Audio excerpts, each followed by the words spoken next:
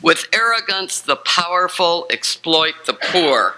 Let them be caught in their own dire schemes.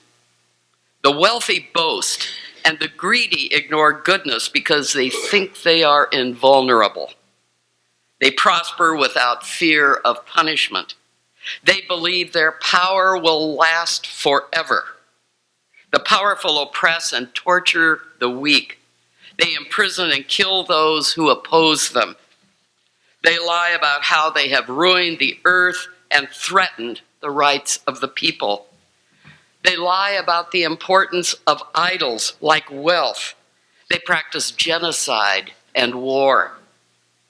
Rise up, people, and with truth and justice lift your strong hands against oppression.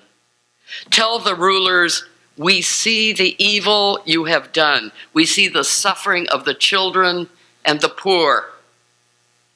We will listen to the voices of the forgotten and strengthen the hearts of the distressed. Let us commit ourselves to the defense of the suffering. We will break the grip of arrogance and power.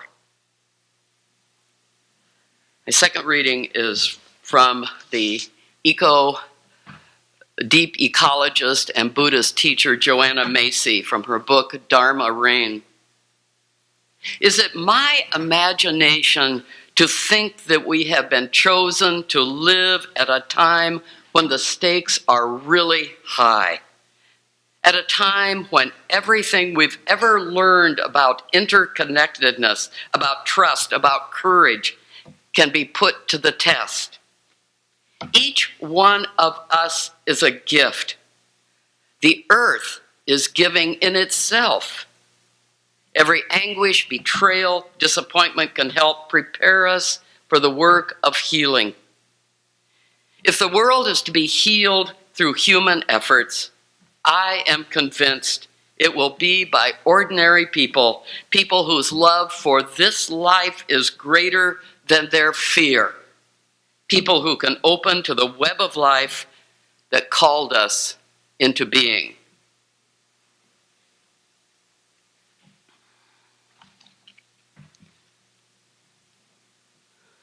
In December of 1848, William and Ellen Craft set off on a dangerous journey.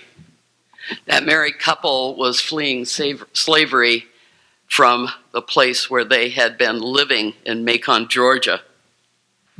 Ellen's skin color was so light, she could easily pass as white, so they hatched a plan. She would disguise herself as an ailing Southern gentleman traveling to Philadelphia for medical treatment, accompanied by her loyal slave whose skin was much darker than her. That would be her husband, William. The couple received Christmas travel passes that were necessary for slaves traveling away from their own owner's place. They received those travel passes to the next town where they got into their disguises and then traveled by train and steamboat through South Carolina, North Carolina, Virginia, Washington, D.C., and Maryland, and they reached Philadelphia on Christmas Day. A Quaker family there helped the Crafts then travel on to Boston, where they established themselves, William as a cabinet maker and Ellen as a seamstress. They found a home in a boarding house owned by a free black who, like the Quaker family who had helped them, provided a safe house for fugitive slaves on the Underground Railroad. The Crafts began learning to read and write, dangerous skills that, of course, were forbidden to slaves. They also became members of the Reverend Theodore Parker's Unitarian congregation. Now, 2 years after the Crafts escaped, in 1850, Congress passed the Fugitive Slave Law.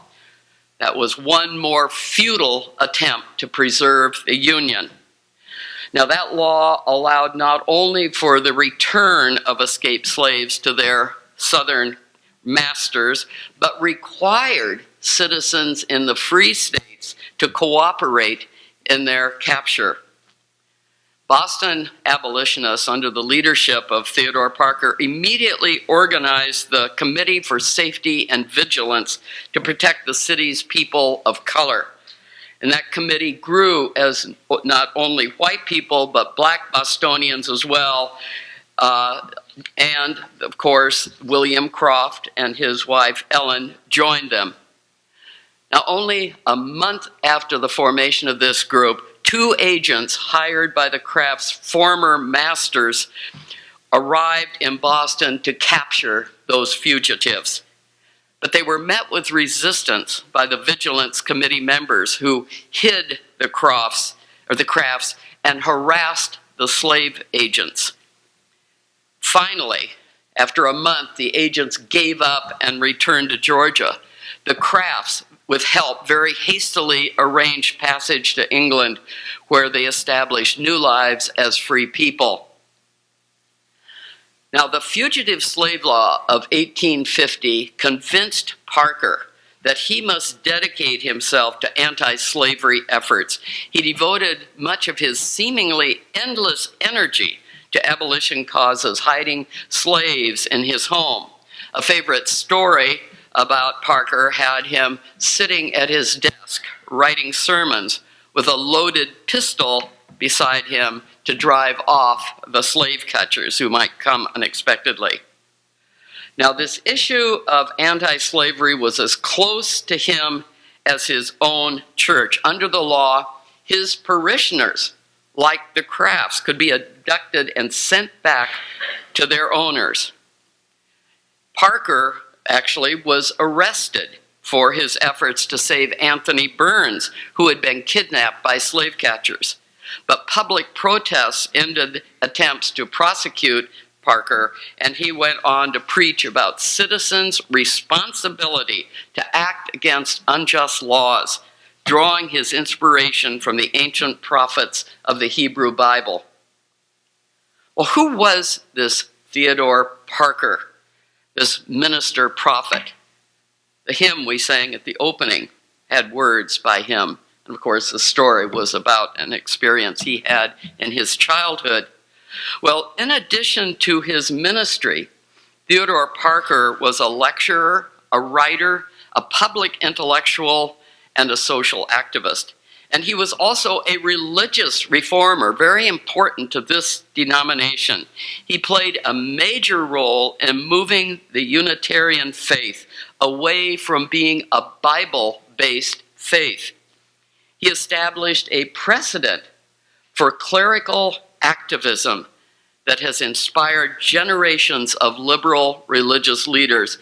But in his own day, Parker was an extremely controversial figure. He had been born in 1810 in Lexington, Massachusetts, as I mentioned in the story. He was the youngest in a large farming family, and as you heard in that story, his grandfather fought in the Battle of Lexington, one of the very first skirmishes of the Revolutionary War, and then, of course, hung that musket over his fireplace in his study to remind him that Americans stood up for liberty by breaking unjust laws imposed upon them by the British. So this revolutionary spirit and his devotion to the promise of America, inspired Parker's work for justice. His break with traditional religious beliefs developed partly in response to a family tragedy. When he was 27, by the time he was 27, he had lost his parents and 7 of his 9 siblings, mostly to tuberculosis. Parker developed a strong faith in the immortality of the soul and in a God who would allow no lasting harm to come to any of God's children. Parker's firm belief in the benevolence of God, a belief that actually underpinned universalists in their day, they led Parker to reject the hellfire and brimstone preached by the Calvinist ministers, and he's considered that as cruel and unconscionable. Well, Parker was a very unusual child. He was intellectually precocious. He became a school teacher at age 16. At 19, he passed the entrance examinations for Harvard University, but he was unable to pay the tuition, so he read the entire Harvard curriculum on his own. Then he opened an academy in Watertown, Massachusetts, and there he met his wife, Lydia Dodge Cabot, who is the youngest daughter of a very prominent and wealthy Unitarian family. Now, largely on his own, Parker studied Latin, Greek, Hebrew, German theology, church history, and biblical studies. By age 24, he was admitted to Harvard Divinity School despite his lack of a college degree. He read voraciously, became an instructor in Hebrew at Harvard, and taught himself a new language every month. By age of 25, he claimed he had a reading knowledge of 20 languages. Wow. He was part of Ralph Waldo Emerson's Transcendentalist Circle in Boston and Concord. And with them, Parker joined efforts to move Unitarianism away from its Calvinist roots, that hellfire and brimstone stuff, toward a more tolerant faith. He edited and contributed to biblical and scholarly journals, beginning what became a long series of theological battles. One article was titled, "How Ought the Bible to Be Read?" And it spelled out 4 necessities for reading the Bible. First, to read with reason. Next, with a consciousness of its antiquity. Next, with an awareness of the varying authors. And finally, with a sympathy for the nature of the work. Parker's 4 necessities for Bible study are echoed in today's work of the biblical scholars. By age 27, he was ordained and settled in the small Unitarian parish in West Roxbury, Massachusetts, now called the Theodore Parker Church. It had only 60 adult members when he went there. He found he could fulfill his duties to his little parish and still devote most of his energy to studying and building his literary and scholarly reputation. He read thousands of books and wrote scores of articles for major journals. Meanwhile, he won notice all around Boston for his intelligent, eloquent, heartfelt sermons, and more people began coming to his church. His theology, however, made him an increasingly controversial figure. Remember, this was at a time when most ministers and their congregants believed the Bible could never be questioned. Parker's disturbing ideas were not well received by much of the Unitarian clergy, and he continued to struggle with other Unitarian ministers over biblical interpretation and doctrine. He became alienated from his fellow ministers, who eventually refused to exchange pulpits with him. Well, during a trip to Europe, Parker was exposed to the great inequalities of wealth and power on the continent and began to think more and more about democracy and what is needed to build a democratic society. His focus shifted from theological reform to social reform. He criticized what he saw as aristocratic tendencies in American literature and education. He spoke out for universal education. He supported groups working to alleviate urban poverty and urged lawmakers to reform criminals, not punish them. He spoke out for what he named as the degradation of women and advocated for women's suffrage. Sound familiar? Parker gained a reputation as a powerful pulpit orator and prodigious writer. He became the leading radical theologian in America. In 1841, he issued one of the great transcendentalist manifestos, a discourse on the transient and permanent in Christianity. It was delivered initially as an ordination sermon, but that discourse put forth Parker's views that the Bible had no miraculous authority and was full of myths. Well, you can imagine how these words were received by the religious establishment. Evangelicals and most Unitarians denounced Parker as an infidel, a heretic. It would take several generations before liberal religionists would see him not as a heretic, but as a prophet. His fame in Boston continued to grow, and he became minister of the very large 28th Congregational Society.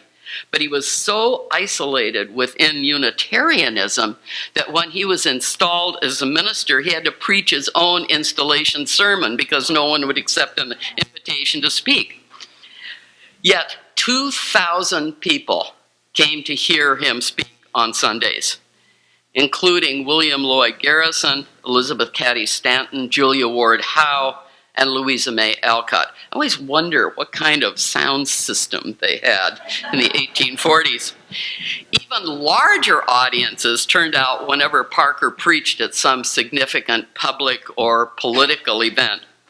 So Parker was involved in almost every single reform movement of the time: peace, temperance, education, the condition of women, prison reform, and what he named as the moral and mental destitution of the rich and the physical destitution of the poor. He attacked the flawed ethics and lack of moral responsibility of the richer people. He was especially interested in issues of poverty and crime.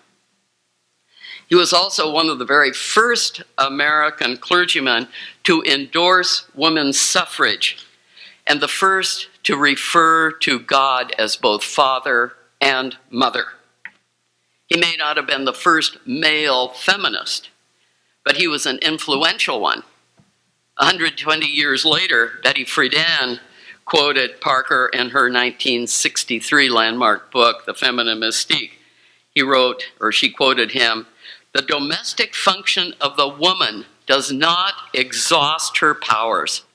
To make 1/2 of the human race consume its energies in the functions of housekeeper, wife, and mother is a monstrous waste of the most precious material God ever made." All right. After passage of the Fugitive Slave Law, Parker became more directly focused, put on abolition, becoming the intellectual leader of the anti-slavery movement, and he organized local efforts to rescue fugitive slaves like he had the Crafts. He was a friend and supporter of the radical abolitionist John Brown, and was one of the secret 6 influential backers who funded John Brown's activities, including the raid at Harper's Ferry.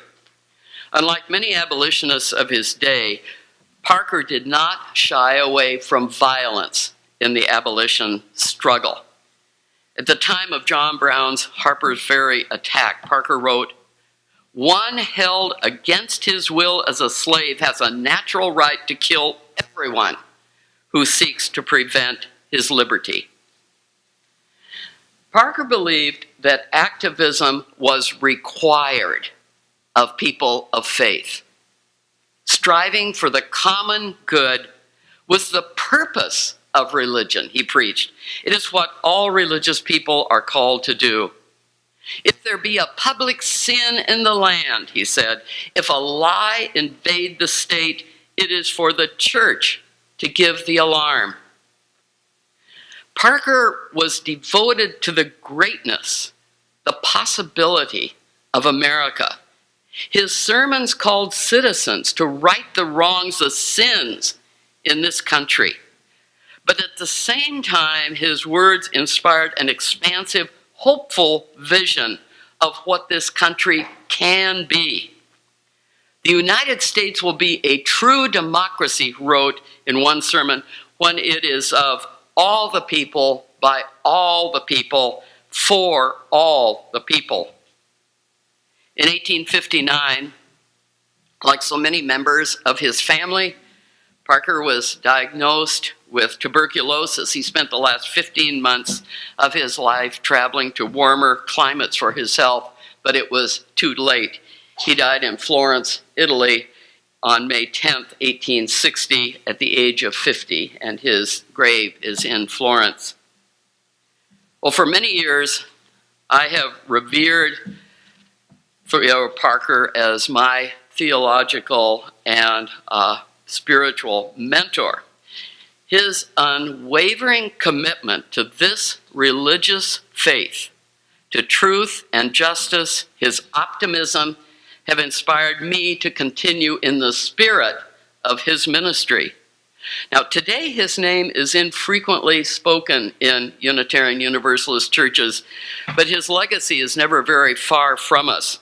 I'm sure you're familiar with two statements, but may not know that they originated with Parker. One is the definition of democracy as government of the people, by the people, for the people. Similar words, government of all the people, so on, were in a book of Parker's sermons. And that a friend of Abraham Lincoln's gave that book to Lincoln. Lincoln marked that passage in the book, and he adapted and used a version in his Gettysburg Address, saying that democracy was government of all the people, by all the people, for all the people. We all recognize that now prominent phrase, the arc of the moral universe is long, but it bends toward justice. Most people think they're quoting the Reverend Dr. Martin Luther King Jr., and King certainly did use those words frequently, but he was paraphrasing Parker, who in his book, 10 Sermons on Religion, wrote, "Look at the facts of the world. You see a continual and progressive triumph of the right. I do not pretend to understand the moral universe. The arc is a long one. My eye reaches but little ways. I can outcalculate the curve and complete the figure by experience of sight. I can divine it by conscience. And from what I see, I am sure it bends toward justice. Things refuse to be mismanaged long. Things refuse to be mismanaged long." Those are words we sorely need to remember today. And to keep before us Parker's vision, his eternal hope that America can be a place for all people. He had a sunny optimism that challenged the harsh reality of the social conditions of his own day and inspired people to continue struggling for reform in their cities, in their country, and in their congregations. Religion can never be separated from life. And Parker challenged those who use biblical texts to justify slavery and oppose women's rights. He challenged belief in the miraculous authority of the Bible as a form of idolatry and as an obstacle to the development of the soul. "You will love the Bible better," he said, "if you did not worship it." For Parker, our lives are where religious principles and beliefs are made real. We would do well to rediscover Parker's thinking about democracy. When Lincoln changed Parker's "all the people" to "the people," something critical was lost. The "all" meant for Parker that democracy had not been achieved in America and never would be until social and political inequalities were dismantled. Now, some believe that Unitarian Universalists dwell on our past religious heroes. For me, the past continues to inspire. I like to look back at it to see what others were thinking. And I hold these radical thinkers and actors before me today as reminders that the issues faced by the men and women like Theodore Parker or Elizabeth Cady Stanton are the same issues we face today. Racism, sexism, economic inequality, freedom of belief. They remind us that the work for justice never ends. So no, I do not worship the past. I want to learn from it, to affirm my belief that that urge toward justice continues to stir in our moral universe, a moral universe envisioned by Theodore Parker, Susan B. Anthony, by Martin Luther King Jr., and by all of you here at the Kitsap Unitarian Universalist Fellowship, and by all those committed to seeing the day when meaningful change inspired by the power of universal love creates a true democracy. And so may it be. Now I invite you to stand and, as you are willing and able, and let us sing I Know I Can, the first two verses only in 10:15 in the Teal hymnal.